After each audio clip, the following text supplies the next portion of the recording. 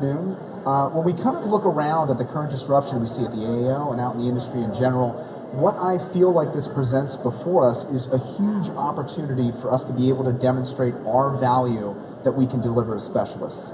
And that all really boils down to the patient experience that we're going to be able to deliver in our practices. And that comes down to basically the employees that we hire, the appliances that we use, and generally, all of the kind of branded experiences that we go ahead and present outside of our practice and within the four walls of our practice. So we need to be very mindful about how we go ahead and approach treatment, so that way we can really demonstrate to the patients a superb patient experience overall. And I think we may have gotten a little complacent over the years, in looking at kind of what is called an authenticity gap, which larger companies look at, to determine where their brand experience and their, basically patient or customer expectations, where those gaps may exist, and how the expectations may differ from how they're going ahead and providing that experience. We look at kind of where we were, before this digital revolution occurred, where we have Amazon, we've got all this on-demand, kind of instant gratification type apps on our phone. I don't even have to go to the grocery store anymore. I just simply press a few buttons on my phone. They're delivering all the groceries. I never have to get out of my pajamas. And with that has come some shifts in the expectations that we see with patients within our practice. And those have been in three key areas where we've kind of lost step because we're not keeping pace and kind of innovating in the same way. And those are areas of convenience, treatment length, and comfort. Convenience has been the big one with digital, but also this on-demand kind of nature that we're, experienced with a lot of these digital tools has created a significant gap in terms of the treatment length. What patients have come to expect now is almost all patients expect to be done with treatment, 90+% of them in 18 months. But the vast majority, around 60-70%, expect to be completed with treatment in about 12 months. And that is a really significant shift and difference from what we've seen before, where the traditional 24 months of time and braces is what we've been putting out there in terms of our financial payment plans and what we're telling patients. And if we're significantly out of step with what patients are coming to expect and what they perceive orthodontic treatment should be, we're going to have less effective advocates for our practice in the community. Each experience and touch point throughout the practice, there's going to be additional frustration. And usually after that 12 months in treatment, what we find is patients hit a wall in terms of compliance. And that's not something because of, that's produced because of, a bad patient. It's simply their, expectations about how long treatment should take. This frustration and resentment is building up because everything else in their life and their experiences with other forms of healthcare is instantaneous. And when it comes to orthodontics, it's this 24-month experience in some cases rather than the 12 months they've come to expect. And this is actually something that's going to be very achievable for our practices. The simple solution is just to eliminate the bottlenecks. And Dave and Jeff have done a great job, and Lisa's done a great job this morning of showcasing how the new smart sequencing of the wires, how the new treatment approaches involving digital are eliminating these bottlenecks that appear in both fixed appliance and clear aligner therapy. To go ahead and be more efficient with our treatment mechanics and consistently deliver on those 12 months of treatment. So when we look here, and I'll kind of run through several examples, you look at the patient here, significant crowding, blocked out canines, unilateral class 2. By using the motion appliance first, going ahead in a sagittal first approach, start with that class 1 platform, and then be able to transition into full fixed appliances. 11 total months in treatment, 3 of which were in the motion, 8 months in full fixed appliances. We have a patient here. She started relatively class 1. SLX brackets were applied, 7 months in treatment to go ahead and complete. Again, 11 months in treatment with just the SLX appliance, early elastics to go ahead and move things forward, to go ahead and correct the bilateral class 2 that we have. 8 months in treatment for this patient. When we have that class 1 platform, we're really looking at a 7 to 10 month window that's consistent across the board in how effectively we can finish the case. If we are dealing with an AP correction, that's going to add a little bit of time, but relatively speaking, it's going to be 12 months or less consistently across the board. You see here a patient with poor compliance, we didn't enter into the full fixed appliances right away. We spent about 4 to 6 months kind of wearing her down, basically, and getting her to actually correct the AP with the motion appliance. And that's an important thing to understand, because we're not jumping headlong into treatment with full fixed appliances. We're able to go ahead and have limited appliances in the mouth, correct the AP, get the hardest part of treatment out of the way first, and then move forward with the rest of her bite correction. Again, an 11-month treatment plan and treatment execution simply with brackets and wires and elastics. 6 months, this involved Accelerant and the SLX appliance. When we do some sort of biostimulation, what we also need to be doing is shortening our wire intervals. It's inappropriate for us to use the traditional wire intervals and kind of leave this inactive space in between our wire appointments. That smarter sequencing is what's going to really drive down our treatment times. With the traditional wire sequences right now, we're probably leaving at least 5 to 6 months on the table that we can trim off just by adjusting our wire sequences.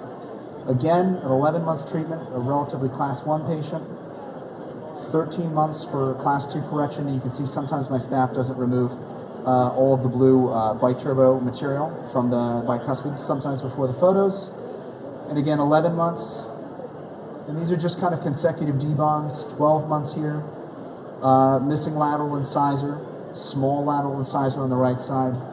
This is brackets and wires, and I'm retaining that with a fixed retainer on the space where the lateral is missing. 12 months again in treatment.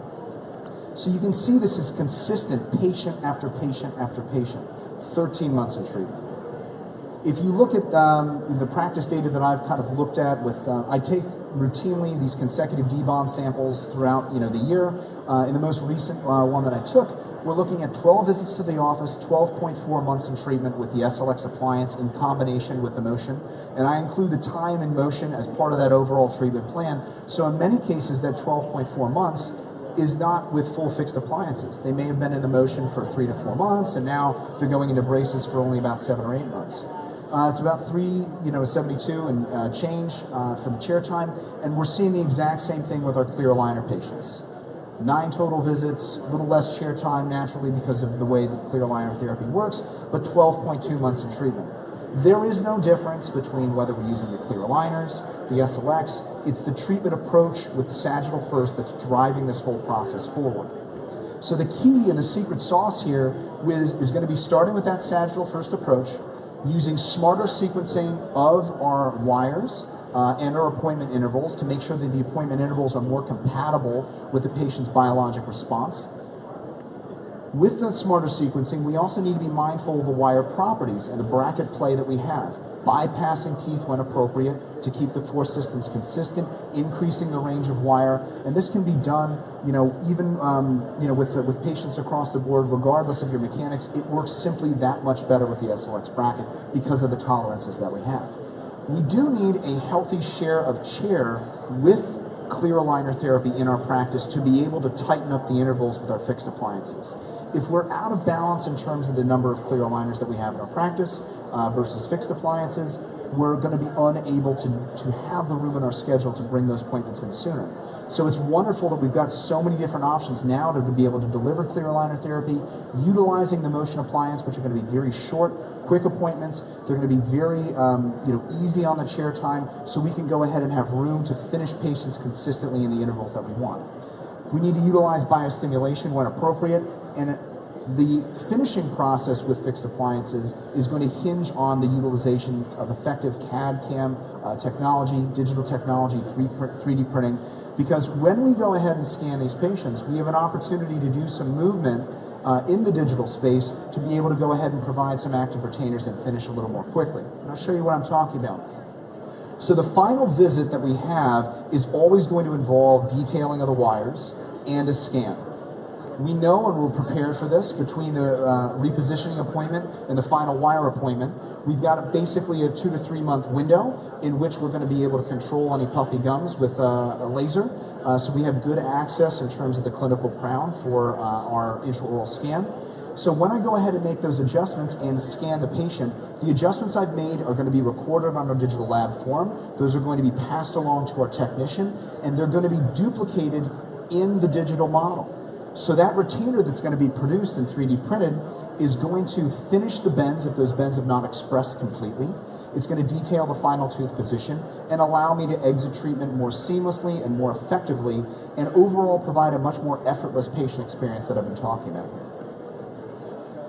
When we talk about 3D printing, it's important to understand that there's going to be a lot of choices. You can walk around, there's lots of 3D printers that are available, but when we've gone ahead and looked at the dimensional accuracy of all of these 3D printers, whether you're paying a lot, whether you're paying a little, there is no difference clinically. They are all the exact same. And we need to also understand that there's a little bit of a difference. A lot of these folks, will try and get you, a novice 3D printing user hooked on this idea of a faster printer. Well, if you're trying to print things same day, if you're trying to print them and deliver things within the hour, that creates a problem for achieving scale within your practice. It's ineffective systems and it's poor utilization of the digital space. What we need to be looking instead is the cost per daily capacity that we're purchasing with these printers. Take, for instance, if I look at, the Stratasys, which, maybe that's a generous price figure. When I talk to some other people who have made this purchase, they ended up paying a lot more. But if we look at that, cost investment, we're in a best case scenario able to produce, per their own sales force, about 40 to 60 models per day for that investment, which, generates that $833 per, model produced on a daily basis. You could spend that same dollar and you could buy 11 Form 2s and you're producing on a daily basis over 200 models. So when you look at the investment and the scale and the production that you're able to achieve, it's far more effective to utilize a small print farm that's modular, it's effectively scalable, it's much more friendly on the pocketbook to go ahead and design your 3D printing systems around that, okay? Now, speed is nothing without being able to deliver wonderfully sculpted results. Now, I use this slide here. This is actually carved in solid marble. It's a Bernini. And I think it's incredibly impressive, the level of detail with those fingers, that you've been able to go ahead and see in that marble. I wouldn't be able to do that, but I like to think orthodontists as, our own, sculptors of the face and the soft tissues. And we need to be this level of kind of mastership of our own craft to be able to go ahead and set ourselves apart from what we're seeing. And that involves leveraging other tools in our practice beyond just effective brackets, effective wires, effective clear aligners, digital technology. We also need to use soft tissue tools that target both the muscles, the soft tissue platform, the periodontium, to be able to really sculpt out the results nicely. And for most people, the concept of Botox for going ahead and detailing the smile framework or a gummy smile patient is something that people are relatively aware of already. And you can see this patient, she came to me about 2 weeks before her daughter's high school graduation. She said she never had a real smile. She's also a hygienist, which is fantastic for the practice as well. But you can see that kind of asymmetric smile that she would produce from overactivity of the muscles in the lower right lip there. And when we relax that a little bit, it balances out her smile, and that's the first time she's ever been able to do a real smile at her daughter's high school graduation. When we apply this more comprehensively to patients as a whole, I want to kind of walk you through this clinical example here.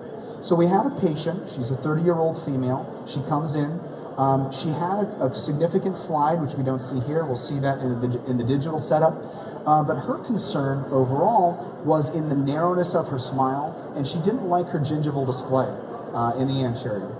I discussed to her a little bit about how that smile arc was a little flat from canine to canine there. So we didn't have consonance between the lower lip line and the upper aesthetic occlusal plane. But her primary concern was about this gingival display, so that's something we're going to talk about. She had a little lip strain, and this is because the amount of vermilion display that she had in terms of that upper lip was much lower than we would like to see. The target that we're looking for is anywhere between a 2 and a 3 score for the filtrolabial score. And what that is breaking up the ratio of that upper vermilion into the total length of the upper lip. And that should be going in either 3 or 2 separate times into the total length. And that's how you're going to determine in your patients whether or not they have sufficient development or they have any sort of atrophy of the vermilion or the lip structure. So because that lip was reduced in volume, she had lip strain, she also had excessive gingival display. The muscles were functioning normally for her, but because of a thinner upper lip, what we were seeing was excessive gingival display, and we wanted to address that at its source. So again, you can kind of see that thinning of that lip because it was thin at the start, and when the muscles are active, it kind of rolls that vermilion up underneath even more than we were already seeing. She's a little excess facial convexity, which produced that class 2 relationship for her, and her upper incisor was in a relatively good position. So I want to see that upper incisor, right about where, the forehead is, kind of sitting in a profile smiling photo, and that's going to provide good balance for me. She had a bit of a CR to CO shift of about 2 millimeters, 2-3 millimeters, and we'll see that in the setup.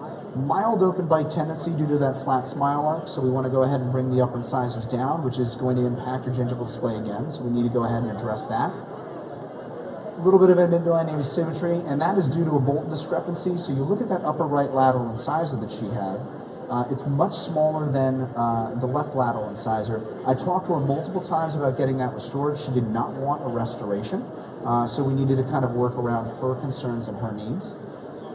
But we also had some short connectors as well.